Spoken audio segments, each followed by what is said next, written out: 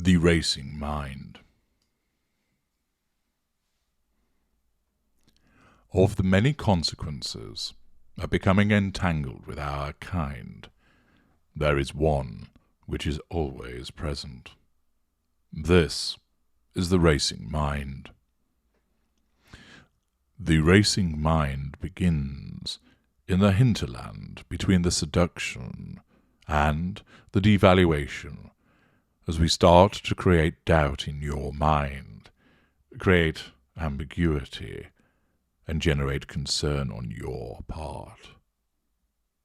There are hundreds of ways of creating this uncertainty, and it only increases when the devaluation proper begins.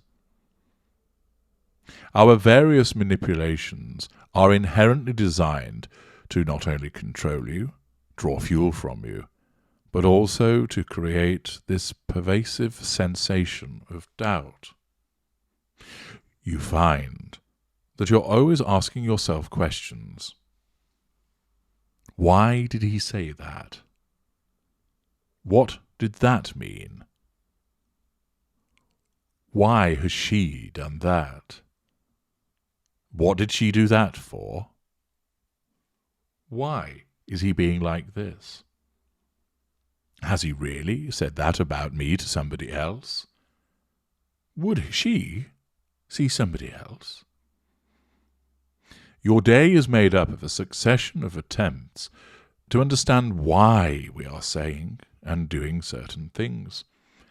Driven by the corruption of your empathic truth-seeker trait, with the application of that emotional thinking to it, you find yourself asking the questions again and again and again. Everything becomes analyzed as you desperately look for evidence to explain away that thing that sits amongst you, that fear of the loss of the golden period. The impact of our seduction is substantial. Owing to our mirroring of you, instinctive or calculated, we are your other half, the you that you have always wanted in your relationship, a perfect love. As a consequence, you do not want to lose us, and anything which hints at that happening causes you considerable concern. As with much of what we do, our tactics are governed by stealth. We adopt an insidious approach which utilizes the typical salami-slicing methodology so that we steadily encroach into your well-being.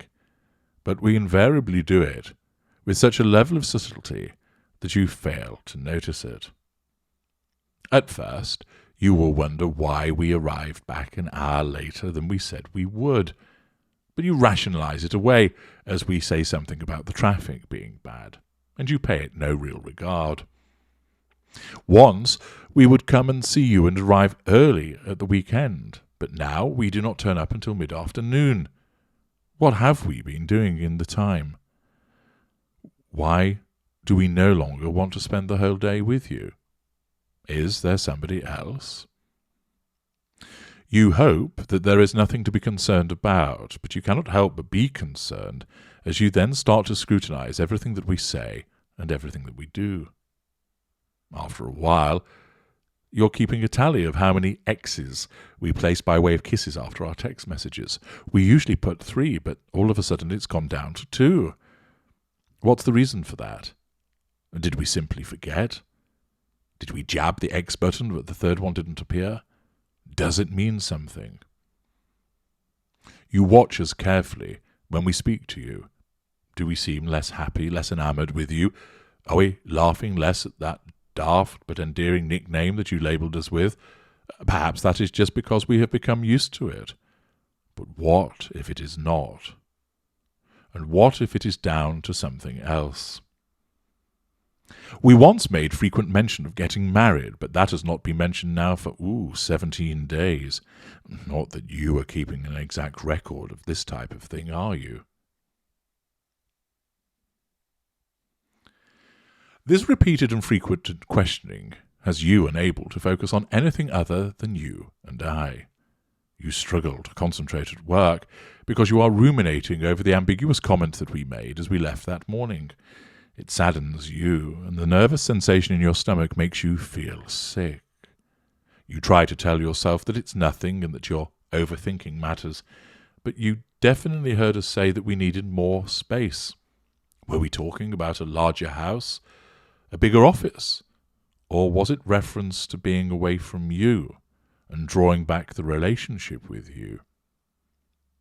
You want to ring us up, but you don't want to seem silly or anxious, and therefore you do nothing, instead remaining paralyzed by indecision, captured in the shifting sands of uncertainty. On the few occasions where you pluck up some courage to ask about the latest ambiguity, you find yourself patronized, laughed at, or receiving an irritated glare for having troubled us with such nonsense. We will bat away your concerns, only to reinstate them 2 hours later with some other act or comment. You are then left on edge. You talk to friends and family about it, but they are no experts in narcissism. They have no idea what you're dealing with. But you can now see that those friends and family are becoming bored with these repeated scrutiny sessions. And at this stage, unbeknownst to you, all you're doing is keeping your emotional thinking high by talking about the narcissist with other people, entering one of the 5 arenas of interaction. Your mother smiles and tells you that you're reading too much into it and it's just the relationship settling down. Your best friend will sit and listen, allowing you to espouse your various theories as you select evidence from the weekend, which in your mind suggests that we are no longer interested in you.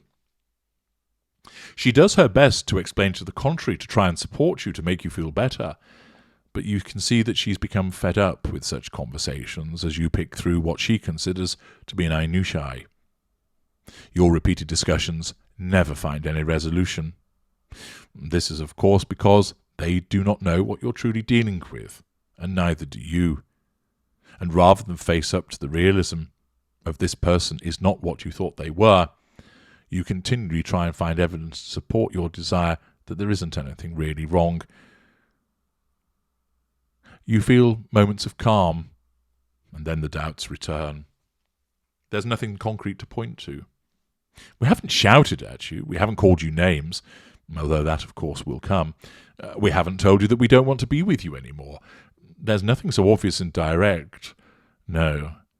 It is a litany of inferences, suggestions, nuances, and subtleties, which when viewed in isolation are meaningless. But when you string them together, well, the collective effect leaves you fearing the worst. Our narcissism purposefully engenders such a state of affairs. Placing you on tenterhooks makes you easy to control, causes you to fountain with that delicious fuel. Making you uncertain has you working harder to remain with us. Creating doubt prevents you from moving away from us. By causing you to obsess on the details, you miss the bigger picture caused by this racing mind. You fail to notice that this is intended, whether by instinct or calculation. You fail to notice that it is signaling the devaluation proper. You fail to recognize that this is the preparatory work for creating a state of uncertainty on which we will now base an array of further manipulations. This starts to drain your energy, wear you down, prevent you from doing other things as you relentlessly focus on us and the relationship that you have with us. Everything else becomes background noise, as your default setting becomes one by which you must check that everything is all right between us from the moment you wake, and if you perceive that it is not, you spend the day with your mind whirring as you catastrophize and worry, which only goes to make it worse as you continue to enter another arena of interaction and keep your emotional thinking high. We bring this state of affairs to bear against you in order to control you. We cause this to happen because we can see your worry, sense your concern, and gauge your nervousness, which provides us with fuel and signifies the control that this campaign of created uncertainty is working. There is, however, one particular element which drives the racing mind more than anything. Whilst we behave like this intentionally for the reasons I've outlined, the creation of the racing mind relies on a particular characteristic that comes from you so that it is particularly effective. It is this attribute, this state of mind, this belief which is central to the racing mind, the occurrence of the racing mind and the sensations of dread, anxiety, nervousness, bewilderment, and fear that always accompany it are driven by one core belief of yours. You believe that this reaction reinforces and demonstrates just how much you love and adore us, without realizing that it is emotional thinking corrupting your love-devotee trait. The existence of worry and repeated analysis convinces you that this is because the love that we have is ultra special, and thus you must fight to retain it.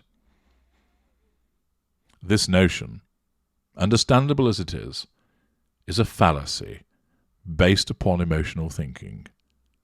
You actually feel like this because of a combination of emotional thinking and the fact that a narcissist is manipulating you. I'm H.G. Tudor. Thank you for listening.